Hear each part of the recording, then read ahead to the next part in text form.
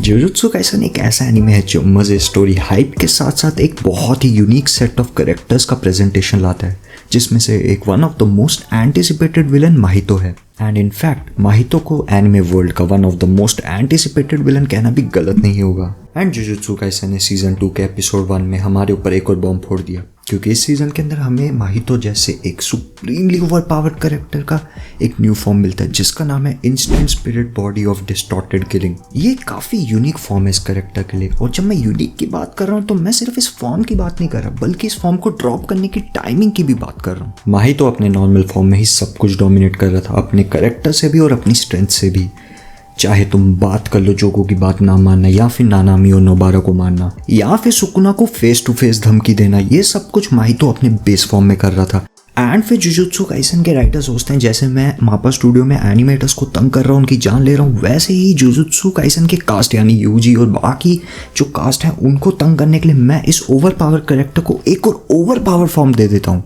और जब माहितो इतना तहलका अपने बेस फॉर्म में ही मचा रहा था, जहाँ पे कोई उसके सामने विथ स्टैंड नहीं कर पा रहा था, वहीं पे उसको मिल जाता है एक न्यू फॉर्म जिसका नाम है instant spirit body of distorted killings. ये फॉर्म माहितो की इनेट टेक्निक आइडल ट्रांसफिगरेशन जो सोल्स के अराउंड रिवॉल्व करती है, उसका ही एक सेल्फ ट्रांसफिगरेशन फॉर्म है, जिसके कारण वो अपने शरीर को इस तरीके से मॉर्फ कर सकता है जिससे वो अपने शरीर को उसकी ट्रू एसेंस तक लेकर जाने की क्षमता प्राप्त कर लेता है। ये फॉर्म एक यूजर तभी अचीव कर पाता है जब वो अपनी ट्रू एसेंस को समझ जाता है, या फिर सरल भाषा में कहें अपनी शक्तियों की क्षमताओं के वजूद को अच्छे से पहचान लेता है, जिस कारण से वो अपने आप को इस लेवल तक मॉर्फ कर पाता है जिस लेवल तक माहितो कर पाया। माहितो यूजी के खिलाफ लड़ते हुए ब्लैक फ्लैश का यूज करता है, एंड ब्लैक फ्लैश से मिले हुए स्टेट ऑफ फोकस को वापस महसूस करने के लिए माहितो इसी ब्लैक फ्लैश को एक और बार इस्तेमाल करता है। एंड इस बार ये ब्लैक फ्लैश था टोडो के खिलाफ। ब्लैक फ्लैश को बार बार इस्तेमाल करने से एक बहुत बड़ा एडवांटेज यूजर को मिलता है, वो है इससे मिला हुआ स्टेट ऑफ फोकस। एंड माहितो को भी ये काफी अच्छा लगने लगा था, जिस कारण से वो इसका इस्तेमाल बार बार कर रहा था।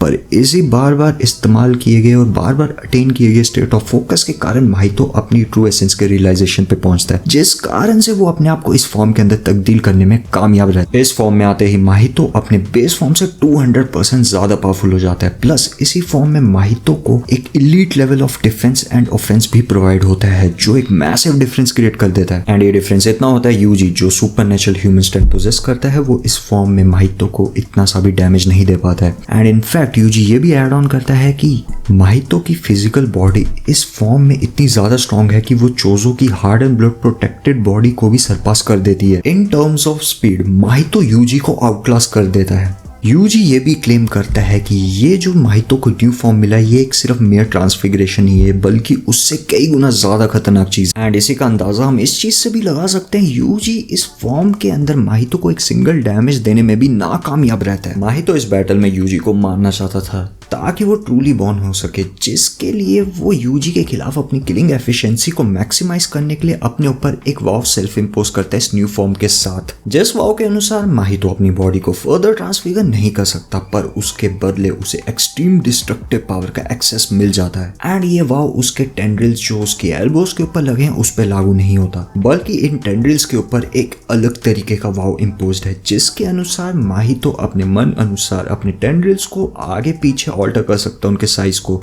एंड बिना किसी रिपरकशंस के माहितो मिड रेंज तक अपने टेंड्रिल्स को अपने मन अनुसार ऑल्टर कर सकता है, ताकि वो फर्दर ट्रांसफिगरेशन कर सके उन एंटिटीज का जिनसे वो फाइट कर रहा है। ये चीज इस फॉर्म को सुप्रीमली एक नेक्स्ट लेवल बीस्ट बनाता है, क्योंकि इस पॉइंट पे माहितो एक ही वक्त पे supernatural strength, idle transfiguration, offence, defence, durability सबको एक साथ पोजेस करता है। एंड इस बीस्ट फॉर्म के होने के बावजूद काफी तगड़े फीट्स है जो हमें देखने को मिलते हैं जुजुत्सु काइसन में इसके द्वारा।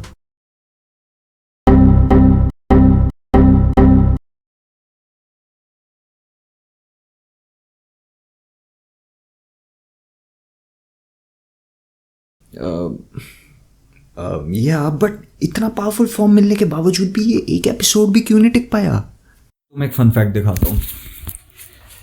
ये वो एपिसोड है जिसमें माहितो को मतलब अपना नया फॉर्म मिला। अच्छा दिमाग में रखो, इस पॉइंट आते आते तक, इस एपिसोड आते आते तक माहितो सबको अपने बेस फॉर्म में हरा रहा था, और जैसे ही उसने वो फॉर्म अनलॉक किया उसको 200% का हाइक मिला उसकी स्ट्रेंथ में।